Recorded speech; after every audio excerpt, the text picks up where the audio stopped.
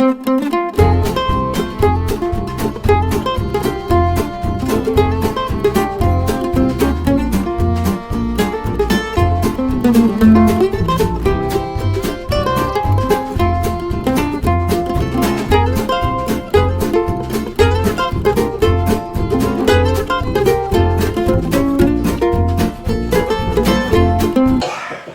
get started. The treasurer's report, we took in $36 worth of dues, so we have $158.36, 35 cents in our budget.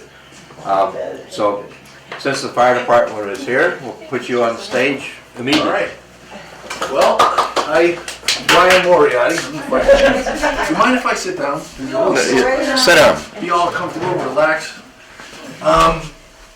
Well, we've been very busy in the last couple of days.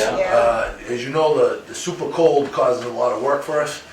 Sprinkler systems throughout the city have been breaking. This weekend alone, we did over 100 calls just for sprinklers. We average usually 150 calls a week, and this week we did 258 because of the cold. And on top of that, we had 3 fires. Because it's this neighborhood, it was 2 weeks ago, we had Sergeant Street, as of course you guys all aware of. We had a little problem with National Grid at that fire. They didn't respond appropriately for me. It was an hour and a half before they got here. That was the tree limb that fell? And the tree limb took out the service going into the house, which started the fire. And then we're up on a hill and it's windy. So that prevented us from taking the action we wanted to put out the fire, plus the wind fed the fire, so we didn't have anything going our way that night. I have since spoken with National Grid, and they accept all the blame for the delayed response. We're scheduled a meeting. So far we've done it twice, but I had to cancel for a fire and a storm canceled us another time. So next week we're gonna sit down and we're gonna resolve it, figure out why the response was as poor as it was on their half, and it certainly improved it. I can tell you that in the city since then, I've had 2 other fires I've called for National Grid, and they were there within 5 minutes. So they know that we're not happy. So they're working on that. So that was Sergeant Street fire. Unfortunately, I think we had 14 people homeless there. We did rescue all the pets, but the house is pretty much a total loss. If you may have seen it.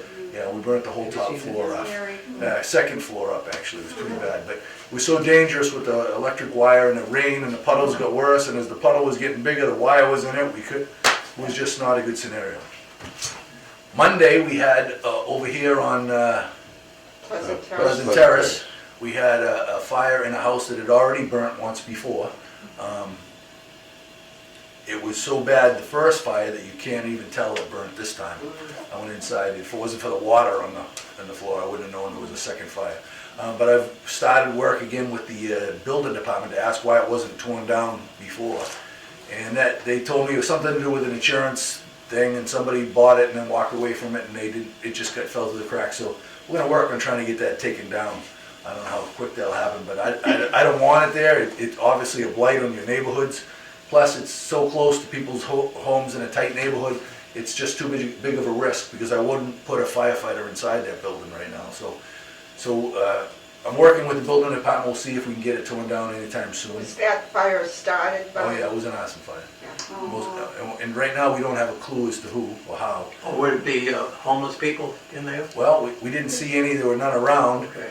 It's not really a neighborhood that you'd have homeless people. No. And it was secure. That was the other thing. We had to force entry. Oh. So we took the panels off the windows to vent, and we forced the door. So we're not really sure. There was some openness above the plywood that we think maybe they could have tossed something in that way or stuffed it in through a crack to get it going. But they had to work at it to get it to light. So we had that in this neighborhood. Then, as of course you know, in the last week we had a fire in Andover Street, a 2-alarm fire. We had a 3-alarm fire on Saturday on Butler Street. So we've been very busy in the last 2 weeks. We did have one of our firefighters who lives in this neighborhood get injured on Butler Street, Mr. Driscoll. I don't know if you know Pat. He's waiting to see his own doctor. He got hit in the shoulder with a big piece of pipe that fell out off the roof of the structure, but not serious. But he's a neighborhood boy, so I don't know if any of you know him. His father was on engine 6 years ago, and now he's over there as well, across the street. So other than that, that's the fire scenario And we've had a very quiet summer, so really, those are the first fires we've had that were significant in months. We have 10 new firefighters that have started in the last few weeks. I have 6 of them in the Mass Fire Academy right now, one of them training to go into fire alarm, and 3 more going through their orientation, and then they're gonna train for fire alarm. So hopefully that'll help us with the overtime, keep the overtime down. But it's gonna take a while for that to start to work, because they have to train first. They have to teach them what they have to do before they can really help us with overtime. But it is young blood in the fire department, it is new people, so that is a good start for us. As he said, 10 of them is great. In fact, Kate reminds me when she walks in, Sunday morning at 9:30 at the release, we're having a swearing in, and for 10 of them, which is really the biggest swearing in we've had since I've been here. A lot of new people, so that'll be nice. And that's open to anybody if you should want to go there at 9:30 Sunday morning at the release. Other than that, that pretty much brings me up to snuff for recent events. If you've got any questions, yes. Do you know what caused the fires on Andover and Butler Streets? Butler Street, yes. Andover Street was what we call a zero clearance fireplace. It was built in the corner of this home, and it eventually just worked away at one of the cracks of the seam of the fireplace or the piping, and it sparked it out, and it got the petition going. The house is salvageable. Guys did a great job stopping it, but we had fire damage on 3 floors inside the wall. So when you walk into a room and you don't see the fire, but the smoke, we had to pull the walls and the ceilings down, and that was where all the fire was. So it has to be rebuilt, but it's definitely salvageable. That's what that fire was. Butler Street was an electrical issue in the floors between the 2nd and 3rd floor. So that's not suspicious.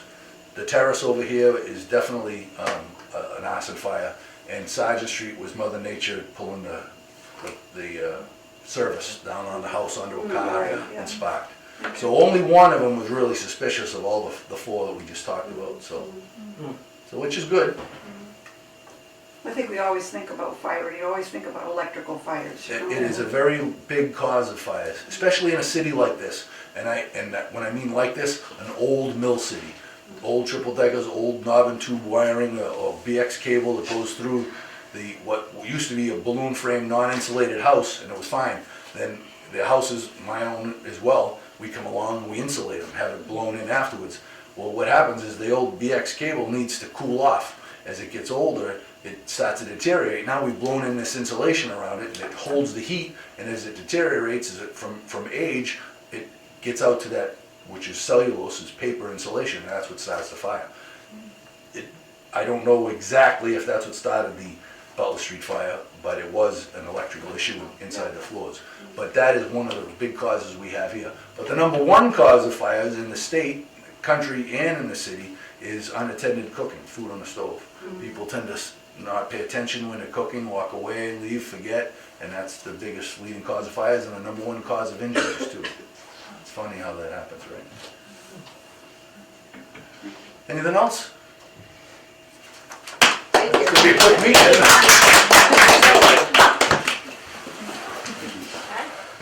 Kate, you wanna say anything before we get started with everybody else? First, I just want to reiterate what the chief just said about being careful cooking. I absolutely almost burned my kitchen down last night cooking spaghetti squash, so. Anyways, so I think most of you know me, but I'm Kate from the mayor's office. Mayor's at a school committee meeting tonight. It's the first meeting of the year, so we had to be there. So like the chief said, we're getting ready to swear in 10 new firefighters this coming Sunday, which will be great. It really helps the fire department. They've needed a lot of help with personnel lately. And we are also hiring 5 new police officers. We're actually going through all their backgrounds now, so in a couple of weeks we'll have those guys hired and get ready to go to the academy in a couple of months. So that'll also help our police department. There'll be more cars on the street and things like that, so safer community all around. The only other thing, did you talk about the fire application drive? Oh, no, I didn't. Okay.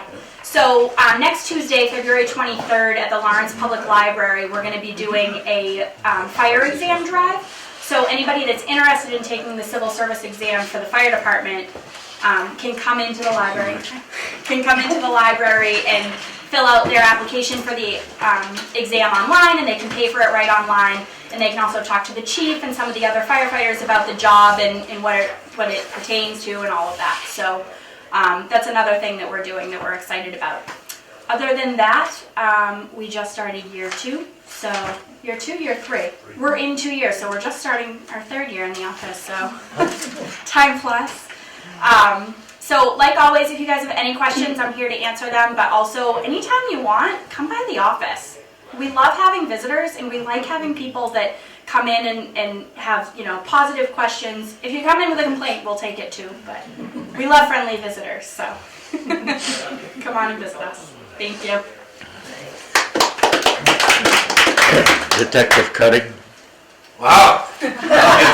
You already go? Yeah, they wanted us to start at 6:30, I didn't realize that. Oh, really? Oh, I'm sorry. I thought it was at 7. I didn't know. Yeah. Just changed it last one. Oh, Okay. I'm sorry. Jane So from- passed that on. From now on, it's 7:30 and last 6:30? Good evening, everybody. It's nice to be with all of you. Jay, you have something back there? Chief just told me.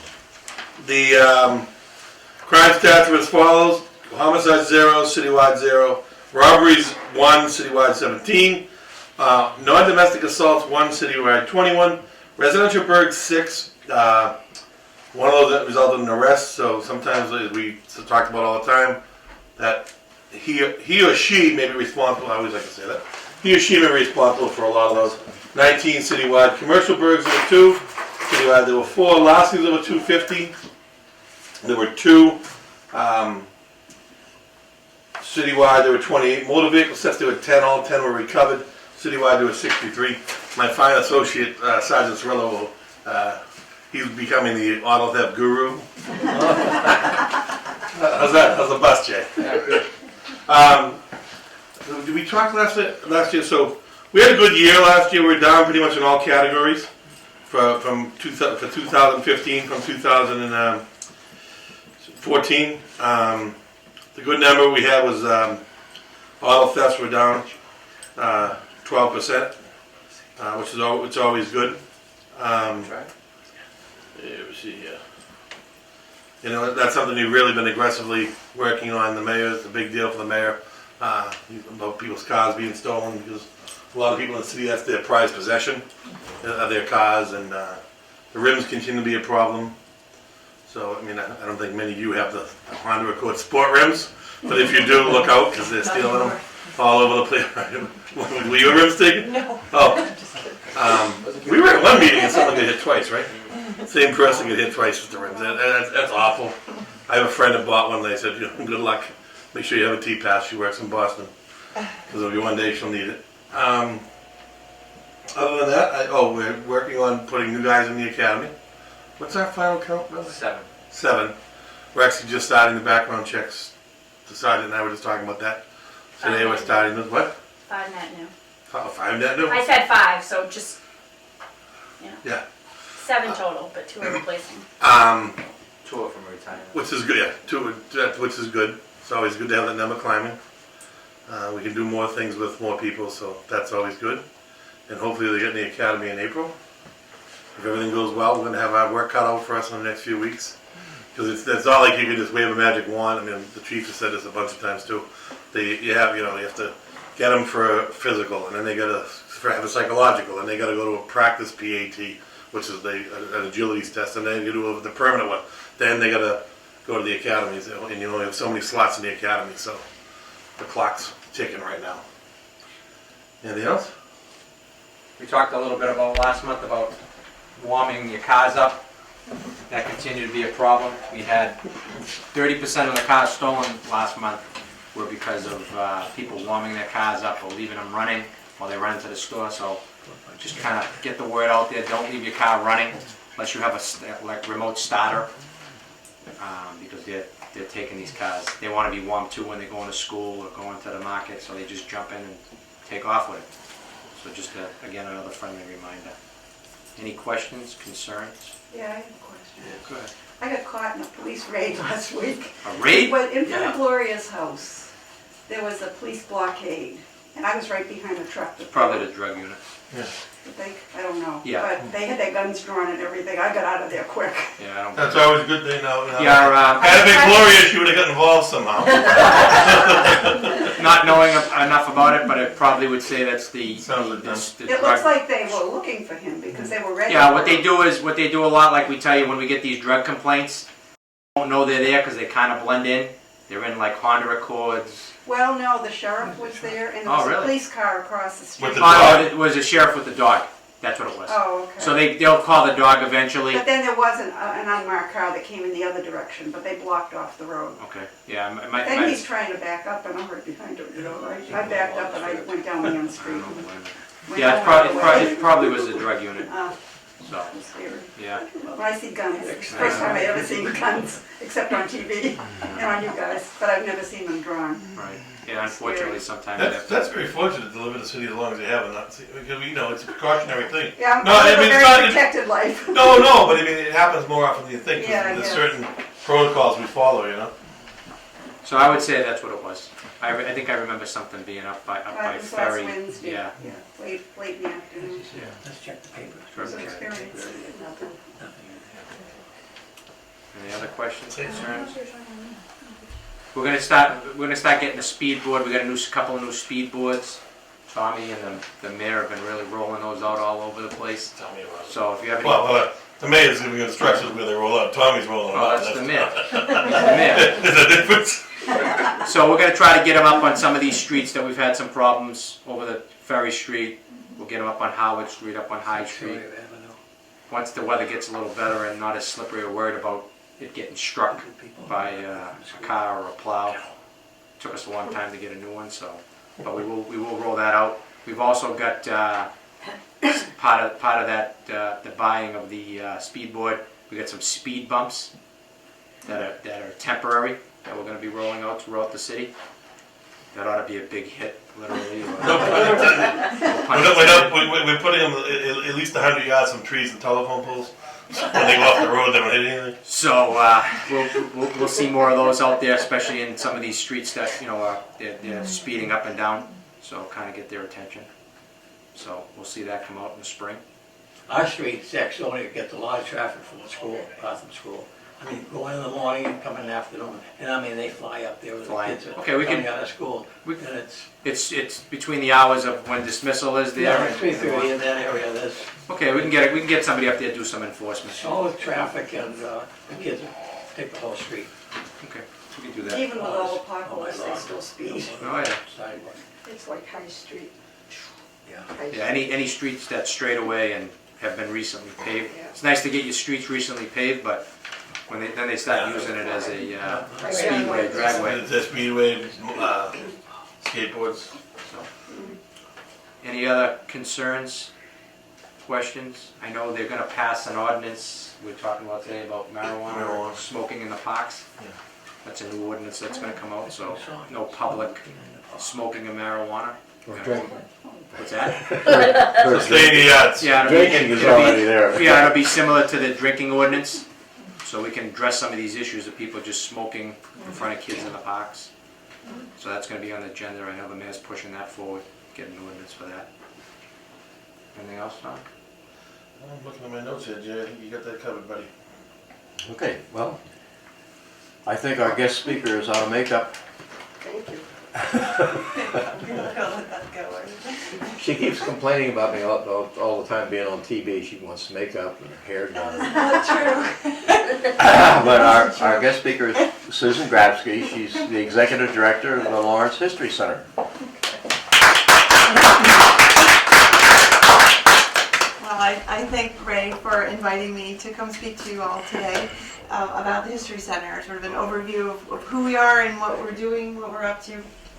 For those of you who don't know, we're located at 6 Essex Street at the corner of Essex and Union. We're in the former Essex Company headquarter buildings, which was the company, of course, that came in 1845 and built the Great Stone Dam and carved the North Canal first and then the south. They also are responsible for laying out the streets where the public parks or common areas and schools and churches and so forth would be located. Were founded in 1978 by a German immigrant named Eartha Dengler. I don't know if any of you knew Eartha. She was involved with the YWCA, and she, at a time where the organization was throwing away some of their records about women immigrants and their families, and so Eartha asked that those records be held onto, and that is in effect our first collection. So we were going back to 1978. So fast forwarding up a couple decades, we moved into the Essex Company complex in 1992. And that's of course where we are today, and I think a fitting location for us. So the early planners of the city, Lawrence as an industrial plan city, made up of Methuen and Andover to form the geographic area that we now know as Lawrence. It's the right place for us to be.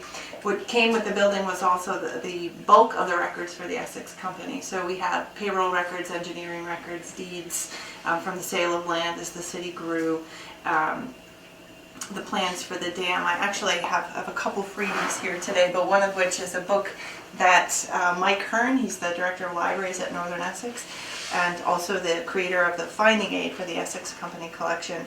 He wrote a book a couple years back now called The History of the Essex Company, and it includes all of the information about how they were formed and how they grew and the projects they were involved with. So this is a giveaway. I don't know if you guys ever do door prizes, but there's one.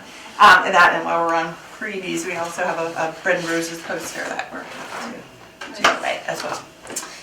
So as I said, we're at 6 Essex Street. We're open to the public Tuesday through Friday, 9 to 4. We are primarily a research archive, so we have not only the largest collection of the Essex Company records, but we have mayoral records.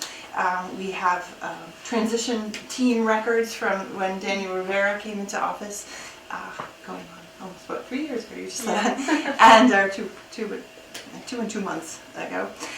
We have neighborhood group records, we have association records, committee records, we have hospital records, medical records, public health, urban renewal, which I will talk about a little bit later. So we have really a wide variety of collections that researchers come to use, and they come from all over the place. We serve primarily Lawrence, of course, that's where we live, but neighboring towns and states. The Lawrence population, we call it the Lawrence diaspora, is really all over the country, if not the world. So we're still getting research questions and interests from everywhere, and that's in part because of our website, because of our digital presence as we grow our digital collections. We are on a site called the Digital Public Library of America, and they, of course, being a website, or can be reached from anywhere in the world, but they brought questions from scholars, from high school students, we got an inquiry from ABC News to some of our photographs from the website on the story they're doing on the minimum wage. So it's really gotten the name of the History Center out there in the world, and with our images and documents and so forth. So the history of Lawrence is powerful, and it really, the city itself is a cross-section of every local, regional, national issue you might hear about as you're watching the news. So if you're talking about immigration, we're a 36% foreign-born city right now, 50% foreign-born in 1912. If you're talking about schools, we've been in receivership for a number of years and seen great success there. If you want to talk about labor, we have the Bread and Roses strike and subsequent strikes in 1919 and 1931 and others. Really, so any topic, if you want to talk about STEM programs that the schools are using, we have engineering records and all types of things that the students are able to access. We may have an archaeological dig in our complex of buildings coming up this spring with it's a new partnership perhaps forming with YDO, which is Youth Development Organization. They look at a lot of STEM projects, and so this is something that they might undertake in our courtyard. So we really have, our collection touches all curriculum areas, and so we're really happy to support schools and researchers from all over. Coming up, we have a very busy spring. Sorry to hold me back. Oh, I'm fine. Okay. We on May 7th, we'll be hosting our third symposium since 2012. And in 2012, we had a symposium focusing on the Bread and Roses centennial, on the Bread and Roses strike, but to commemorate the centennial anniversary. And we had, I think, 300 people all told coming to the symposium of 21 panels. And we had it in 4 locations throughout the city, throughout the local area of Everett Mill, the Essex Art Center, the Lawrence Heritage State Park, and then some activity at the Lawrence History Center that day. In 2014, we had a symposium that was focused on the new immigration, current immigration in the city, but also in other similar communities locally and nationwide. We had, I think, about 180 people come to that. We had a keynote speaker from Brown University. His name was Jose Itzigson, and he spoke extensively about Dominican immigration into Providence, Rhode Island. So this year, in May, our symposium is based on urban renewal, and those of you probably lived through urban renewal in the city starting in around 1949. And we put out a call for papers last June, and we're really overwhelmed with the response. We haven't finished the program, but we have roughly 20 panels to present, so a full day of presentations for people to enjoy, talking about urban renewal in Lawrence, but also in local areas. So we have an interest from nearby towns looking at urban renewal in Lawrence and Lowell. We have the UMass Design Center in Springfield looking at urban renewal.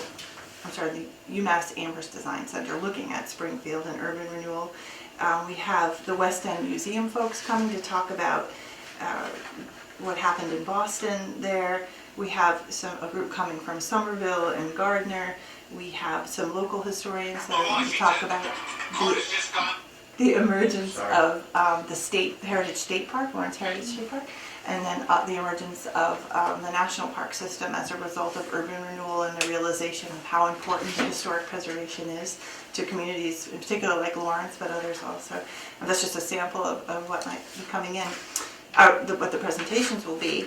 Our keynote speaker, and I can hand these out, is a woman named Elizabeth Cohen. She's the Dean of Radcliffe Institute for Advanced Study and is now part of Harvard University. So she's our keynote speaker, and we're really happy to have her. She's writing a book about Ed Loeb, who was very heavily involved in Boston urban renewal and actually worked in Lawrence as well.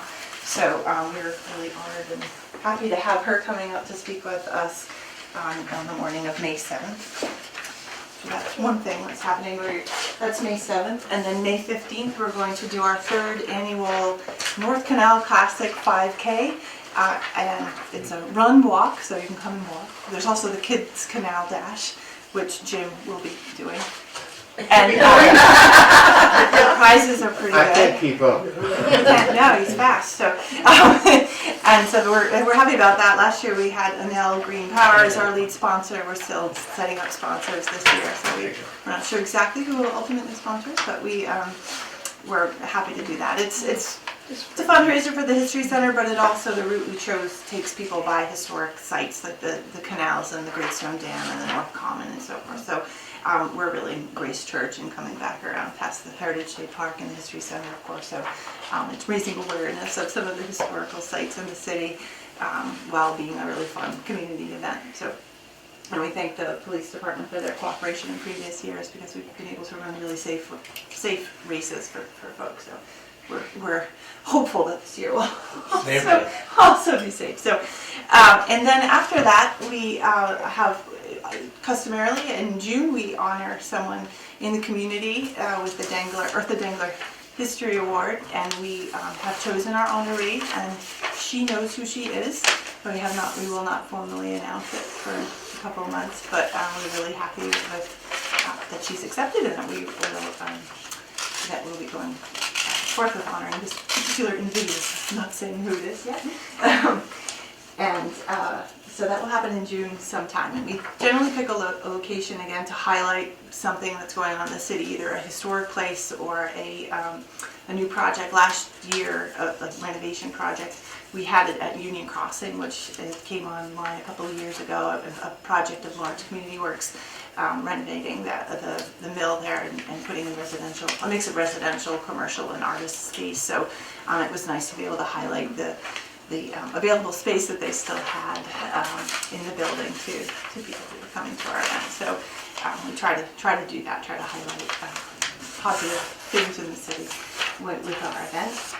And so last year, for summer programs, we work with students throughout the year in different ways. It's oftentimes hard for students to come to our location for different reasons. It's easier for students that can actually walk to the History Center. So we tend to see those schools, Up Academy, Leonard, the Oliver Partnership School, and so forth, coming down. Last year we had the Gilmet students walked all the way down, which was quite a walk for them. But we try to work with schools as much as we can. And last year we have always offered a summer program of some kind, but nothing on the scale of what we offered last year. We partnered with Andover Breadloaf, which is an outreach program at Phillips Academy. They have for many years, I would say almost 30 years, offered a program for Lawrence High School students, a 3-week program to go to it's a student writers workshop, and they serve almost, I think, 75 to 80 young people, and have done so for a long time. There's a program at the Lawrence Boys and Girls Club called Slice that serves younger kids, grades 1 through 4, I think, and then they didn't have anything for middle school students. So we started last year, thanks to Mary Guerrero and Lou Bernieri up at Phillips, a program for middle schoolers. So we ended up serving around 30 middle school students. It's a free program. They come to us every day for 3 weeks and learn. I have a couple flyers for this current year that we just announced today, actually, the next second year. But it describes the writing program that the kids they use our collections. They're based, of course, at the History Center, so it's a really nice place-based learning opportunity for the students to learn about the history, explore their own writing ability, to incorporate their, in many cases, immigration story into their writing, and then learn about the people that went before them, and be able to walk out on the street to see. If we're talking about the Pemberton Mill collapse, they don't just talk about it in a silo. They can go out and walk and actually see the site, or go out to the Common or wherever. So they're really getting a nice learning experience. So we're happy to be launching that program. They've named themselves the Rising Loaves. They're the middle group, and they're not quite Breadloaf, and they're not Slice. So they've named themselves the Rising Loaves. And some kids had problems kind of understanding that, even though they came up with it. So Mary Guerrero took them over to the Rising part, and took them over to Tripoli, and they were kind enough to give them a whole overview of what it means when the bread rises, and the whole, really a nice hands-on opportunity, and to use a local resource. So it was really generous with the kids to kind of explain that concept. But Breadloaf, for those of you who know, is tied to Middlebury College. They have the Breadloaf School of English there. And have been involved in Lawrence for, as I said, about 30 years. So this is a really neat program for us to offer. And I don't know if I'm over time. I have a sense that maybe I am. I usually am. Not over time. No. Well, you're going on, but go ahead, I keep going. know. She's passionate about what she does. Yeah. So I don't know if anyone has any questions about what we do. We do have membership. People, when they come in to do research, we ask for them to take out a membership and make an appointment to see us, although we are flexible if people just come in and want to look at photographs. We have over 20,000, we're estimating, photographs in the city, in the archive that we're adding slowly to our repository and digitizing. We had a volunteer from Apple, the Apple store, who's already scanned about a third of our urban renewal photographs. So that will go online soon, and we have a lot of volunteers, a real rush of volunteers in the last few weeks. People from Lawrence, people who grew up in Lawrence but maybe live in a suburb, and we always have a Notre Dame high school student that comes in and helps us out at least one day a week as part of their work study program. So they're really great projects for people to work on. Amita Kiley is our collections manager. She has seniority over me by about, I would say, 8 years. And she does a great job coordinating volunteers and identifying projects that are meaningful for us and for the person coming in to learn. And we also have college students occasionally that come in and do work for papers and internships and so forth. So we try to keep it open to as many people as possible and value our partnerships with places like UMass Lowell and local nonprofits in the city, certainly the Lawrence Heritage State Park and the library. And I mentioned YDO and Groundwork and LCW, and it's a really great community to work in when you have when you're a not-for-profit in the city, and certainly the support of the administration has been wonderful. So pass that on to Mayor Rivera because we've been it's a nice environment to work in, and it's we've seen a lot of positive strides in our own organization, but in others, and just the gateway to the city that I drive down and have been for 5 years, coming off Marston and down Canal Street, has millions of dollars of investment have taken place there, and the results are really showing and positive. So, You have one more job. I do. Pick a number. Pick a number between 1 and 13. 11. 11. Anybody have? Money goes to money. I have that mental telepathy with her. Well, you gotta pick another 13. number. I do.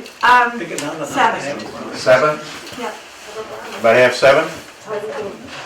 No 7? Pick another one, because we had one other one. 4. You're ready. You have You get the penalty to look at.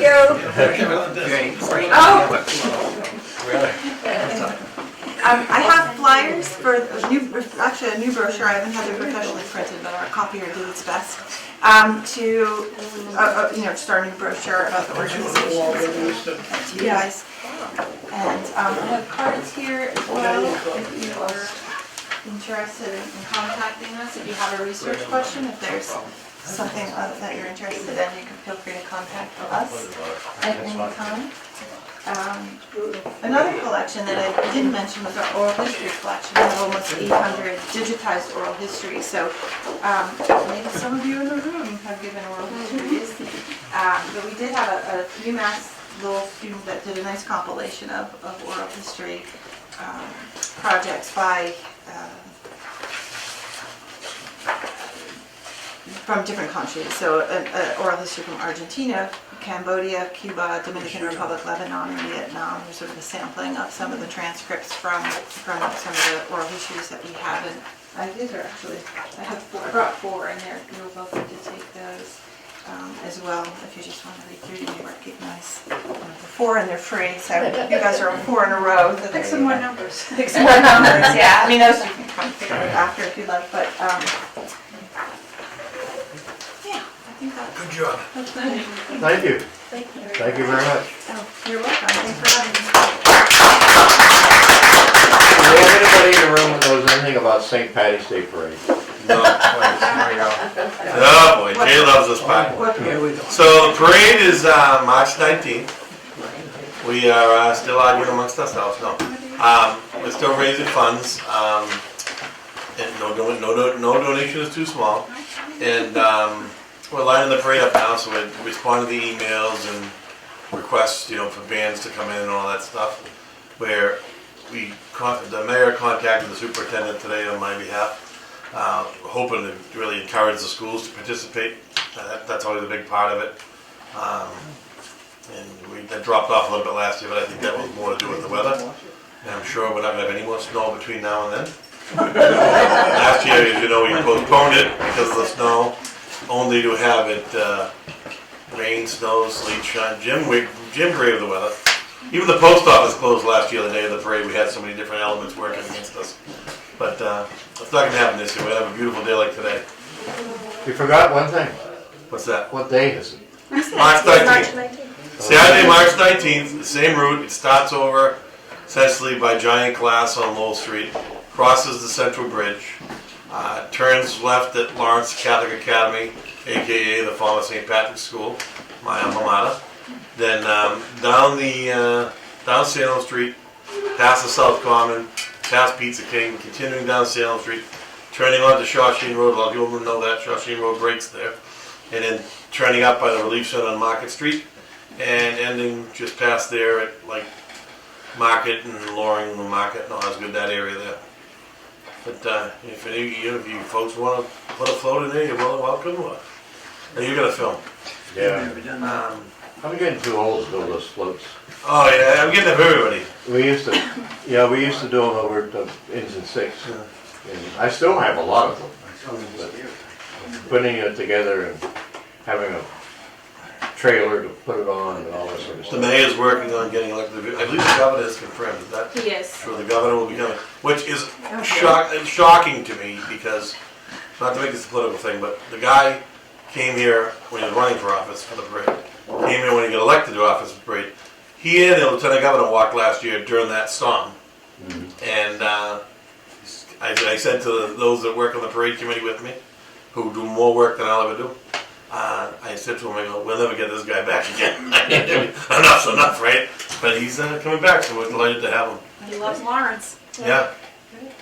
Good. There was some poll and I saw on the news, he's like one of the most popular governors in the country. He has the top approval ratings. I will Like say, I'll say 84% something approval about- rating.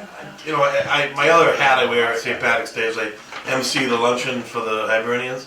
And every year, not much like what goes on here, as you know so well, every year during election season, they're all requested to speak, they're all requested to tell the jokes that they get online and all that stuff. And he came as a candidate, not a very well-known candidate, and he came back last year as governor. So, and I made a point to mention that because there were a lot of folks that were with him the year before when they were all running that weren't there last year. So he really does have an affection for Lawrence, Yeah. which is always good because we depend on Beacon Hill quite a bit. And he has a good sense of humor too. Laughs at my jokes. I was all over him about the MBTA last year. No, I said it was right after we turned the clocks back, and I said something like last week we moved the clocks ahead, but the MBTA brought theirs back 15 minutes just to stay consistent. 15 years. I have a question for you, Tom. Yes. Do you know if the Habitat House on 100 Parker Street is inhabited yet? It is not. It's close. The chief maybe have an ad. I don't want to throw him out, but I did see the fire inspectors over there just recently. 100 Parker. The old St. Pat's Convent. It's now Habitat for Humanity. There's been a lot of condos in there. They're working in there. And I know the whole fire crew was over there inspecting something recently. So Arlene, you remember when it Okay, was so they're not supposed in to? there they yet. got to be close. No, Okay. The residents. Oh, we haven't heard. they're pretty close. It seems. They're Yeah. working on it a while. It's supposed to be over too. Yeah. They're going through They go through so many of them. They don't know. Yeah. Supposed to do like last summer, then it was Christmas. They had some issues that popped up on them. Yeah, they had a lot of Money, snacks. but Thanks. I hope so for the parade to be more people in the corner there. Well, I agree more people about making them park somewhere else other than on the street too. We have two new people that showed up. You want to introduce yourself or? Hello everyone. We are residents of the Tower Hill area, but we're, residents of Lawrence and just visiting some of the urban neighborhood association meetings. My name is Sabrina and I help with the Arlington Breakfast Club, one of the newest neighborhood associations in the Arlington district. And we are actually inviting you all to come see us. And we're gonna have a public safety panel featuring Tom Cuddy and Chief Moriarty here, in addition to two other community members. And we'll also have Derek Mitchell, Executive Director of the Lawrence Partnership, to speak about their projects for job creation and small business loans. And we started a beautification project for the Arlington district with the Lawrence Arts House. So at each meeting, they're building up and getting the residents involved so that they can act out their own beautification project in the neighborhood. So I have flyers here, I can put them up the front. Very good. And then we'll see you. The Breakfast Club is on the 27th, it's a Saturday, 10 a.m. We have free breakfast, courtesy of Panera, and we hope to see you there. Thank you very much. Anything else anybody want to bring up? Another thermostat next time. If anyone's interested in helping with the float, the LNAP group is getting a truck from Shaheen's. And they're looking for volunteers to help decorate it. And they were going to contact the high school theater group to see if they would do backdrops to put up on the truck. So if anyone's interested in riding on the truck or participating, just let them know. Vinny, make a motion. Benny? It's your turn. I think we're gonna, unless somebody else has something? Yes, sir. My name is Josh Alba. I'm the vice president for the Bread and Roses Heritage Festival. And I just wanted to invite everybody to come to the meetings every third Wednesday of the month. If you're interested in helping to plan it. We're looking to expand, we're looking to get different voices, and different experience levels and different interests, to just help bolster the ranks. And LCAT always records, and Susan's always great in it. You're not at the meeting tonight. What time? We got postponed.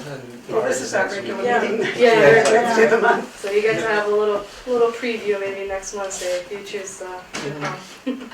So. But this is the third Wednesday, that's what she's saying. Yeah. Right, I know. So next week will be her chance because it won't overlap because we had to postpone. And if anything, you could join a subcommittee that meets on another day.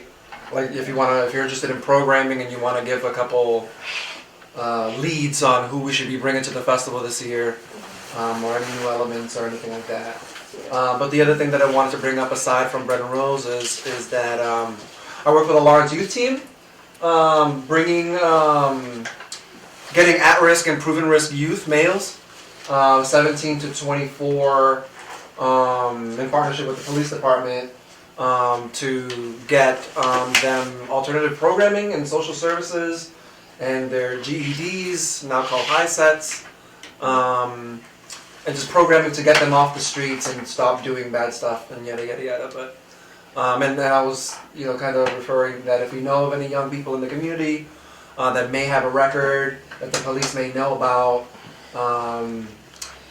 let us know and we'll try to see if we can get them into the program, get them from gang violence, and it's like another way of dealing with crime in the city is by getting them involved in alternative programming so they could do something with themselves. What time is your meeting normally? That's a regular everyday thing. We're trying to build a facility on Canal Street right now, so there's no meeting times. No, your Bread and Roses, it's the third Wednesday. Oh, right. What time is Third that? Wednesday at 6 o'clock, right? 6 o'clock, yeah. Mm-hmm. At Heritage State Park. Third floor. Mm-hmm. So thanks. Okay, anything else? Okay, Benny, it's your turn. Make a motion, we adjourn.